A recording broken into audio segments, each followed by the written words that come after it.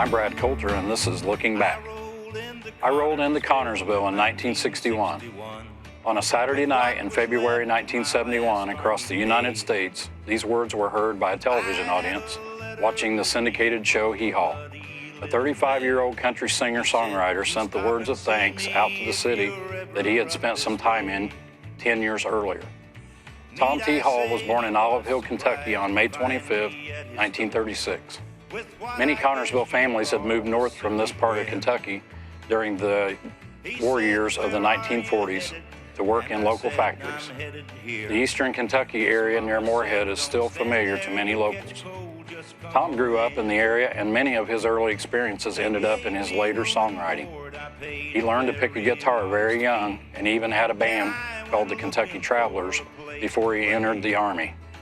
During these years, he even performed regularly on the Armed Forces Network, singing some comical tunes he wrote about his time in the service. After his stint in the Army is when he rolled into Connersville. With no definite plans, he stopped in Connersville on his way south to visit with the local family and their son he had served with in the Army. He ended up staying on with them for a time, and as the song says, they gave him room and board for a very modest fee. This local family lived on Houghton Street, and nearby was a local television repair shop owned by Jack Robinson. Tom T. would visit the shop, and soon a small pickup band had been formed to play with him in the local nightclubs.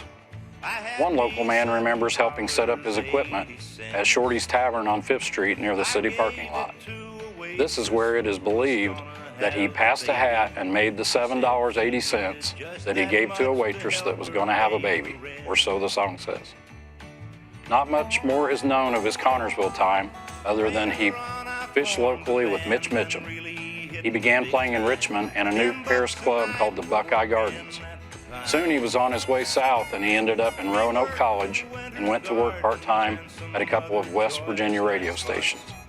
In 1963, a record promoter came through and while talking spotted Tom T.'s guitar and asked him to play one of his songs.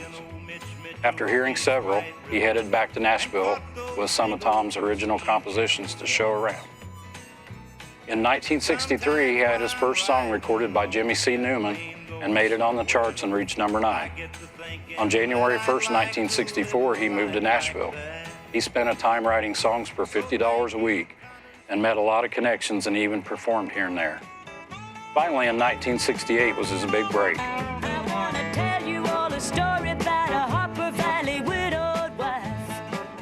He wrote Harper Valley PTA, and it went straight to the top of the country charts.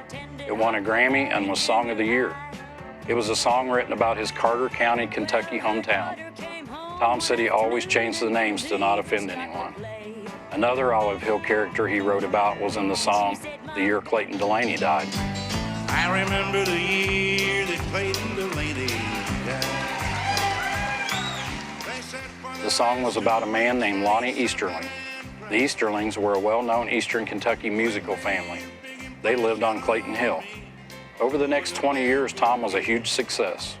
He decided in the 90s to slow down as he and his wife Dixie spent most of their time writing together at their Franklin, Tennessee home. Even in slowing down together, they won many awards for the hundreds of bluegrass standards they were writing. After his wife's death a few years ago, he pretty much retired to the easy life. Tom passed away in August of this year at the age of 85. The country music industry was unanimous in its acclaim for old Tom T. Everyone said his fame never changed him, and he still ate at the local Greasy Spoon right up until the end. To all the people of Connersville, as this song said, you folks stop and see me if you're ever down this way, and I think he really meant it. And you folks stop and see me if you're ever down this way.